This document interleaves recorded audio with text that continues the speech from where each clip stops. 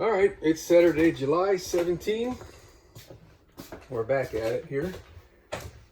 So I decided we're going to go with the aluminum trim on the rear side of this panel that goes up under there, and not use caulking because this is already pretty hard to get in and out. I actually cut my finger on the edge of the wood this morning pulling that out, and that's why I left this screw in here so I could pull on it. If I go with the aluminum piece up there, I can trim this a little bit shorter everywhere, and it'll be a little easier to work with, and it'll be easier to remove. Because I got, there's a lot of stuff up under here. I don't know if I could show you. Then we got,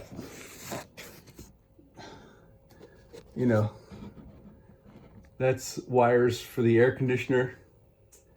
We got the backup camera in here. We've got the Freon lines, the water drains, and on this side here, it's pretty much the same. That's the left side of the vehicle. On the right side of the vehicle, somewhere up in this area, and I don't know where and how yet, but I'm trying to show you the up in there place.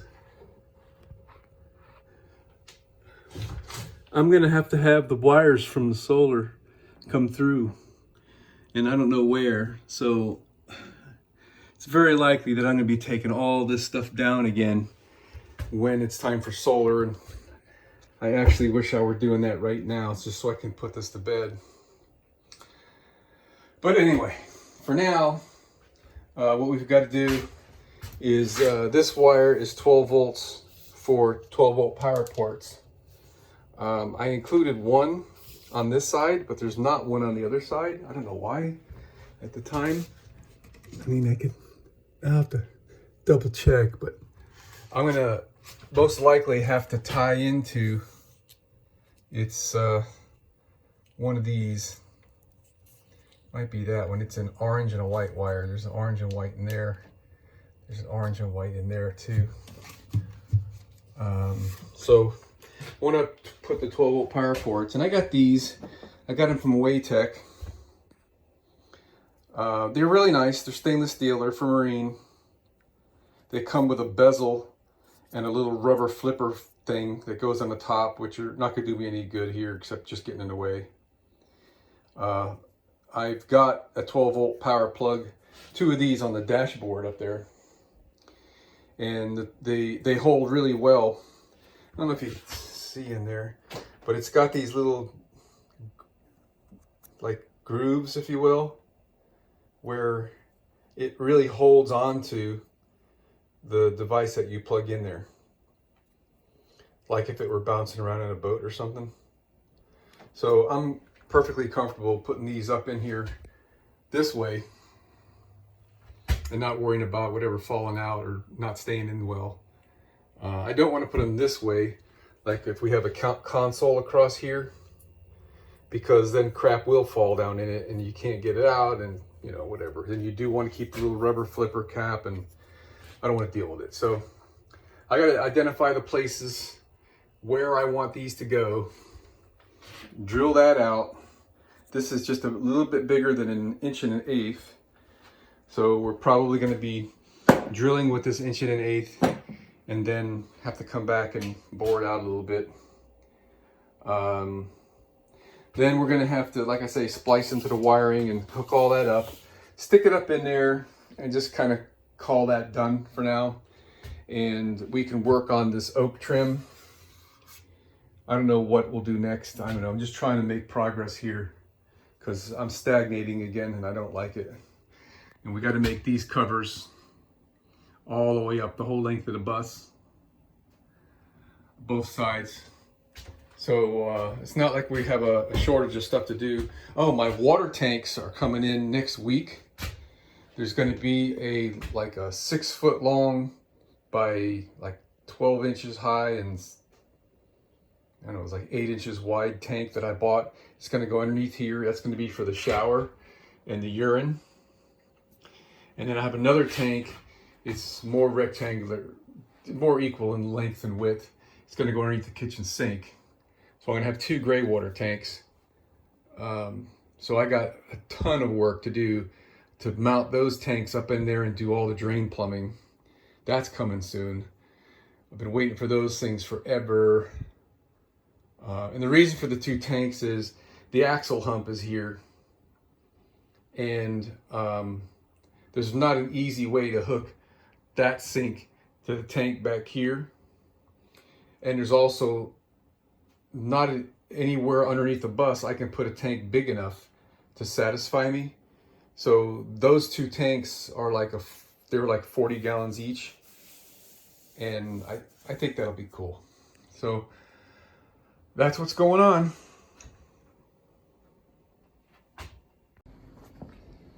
All right, so just wanted to show you this little trick here. I needed to cut this at an angle. Let's see what the difference is. It's a lot. This is about 4 1/4. And hopefully I didn't screw up. And this is 3 7/8. So that's 3/8 of an inch difference. And so what I did is I had this installed up in there, and I ran a pencil. You could just see the pencil line right there. Ran a line here up to the door opening, and then on the other side. And I measured the larger side, and I just cut it on a table saw. And then it was really showing off how much I had to trim off the other side. And I already went and all these little pieces right here. This is the piece I cut off afterward. I just cut them in small pieces to make it easy to throw away. But so I've got this piece of scrap plywood I've been using as a tool for various things, like ripping a sheet of plywood. I can use this as a straight edge. And I got that one, and there's a couple more pieces of scrap plywood that I'm just hanging on to because, you know, they're pretty much ruined now from walking on them with metal shavings and denting the wood and everything. But I mean, it's still good plywood for something. So what I did is I laid this on the top, put a little brad nail, and nailed this to this. I mean, it's just barely nailed, right? That's just one little nail going straight through until it touched on the bottom. And then I did the same thing to the other side, but then I lined it up with a line. And what I ended up with is this piece of wood. It was flush on this side, and on that side there was a whole bunch of wood hanging over the edge. So then I set my table saw for this width, which is the width of this piece of wood, and I ripped it. And you can see, I guess you can see, that the blade is staying straight with this piece of plywood the whole way. Right? So it's a straight cut in relationship to the plywood. But now this is tapered. Let's go see how it fits. Well, I've got to make another tapered cut. This aluminum doesn't fit right. There's a little bit of difference from the left side to the right side of the bus, so I've got to take off up to that line on this side of the aluminum and nothing off the aluminum on the other side. You can see I've got this aluminum flush with the wood here. I put in some screws to hold it, and it's pretty rigid. Really should have another screw in the middle there, but I'm not ready to put another hole in this yet. I'm not sure what I'm going to do with that, so we're just going to let it ride. So this happens to be the same exact piece of wood and setup. I didn't even move the fence since I cut that piece of wood at an angle. So I kind of would like to show you how this goes, but it's nothing but just making a cut. And I got to go nice and slow with it, so here we go. Well, I kind of messed it up. I knew I should have put a screw in the middle here. When I was making this cut, I was pushing on it a little bit. I don't know, it seemed like I was pushing on it. So you see how I got a 1/16 of an inch space here? I'm not sure It's right on the wood. So it came out a little crooked, but I don't think it'll show. I mean, right about there is the worst spot.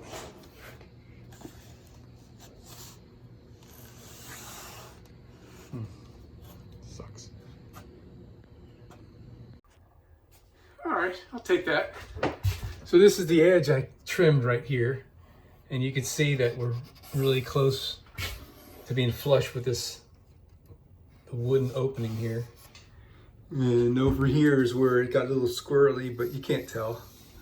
It's so slight.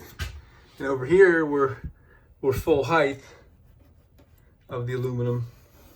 And you know, we got a little bit of an angle thing going on there, but that's fine. And this right here, this was quite discouraging this morning, but I'm just going with it. I didn't consider that this wall is leaning in at the top, and it's got a pretty good angle to it. So a 90-degree piece of aluminum angle doesn't fit in that corner. And so I'm not sure what I'm going to do with that. I could just put a caulk line there, but maybe that's all I'll do is caulk the aluminum. I could use Gorilla construction adhesive and glue the aluminum to the wood. It'll fill that joint.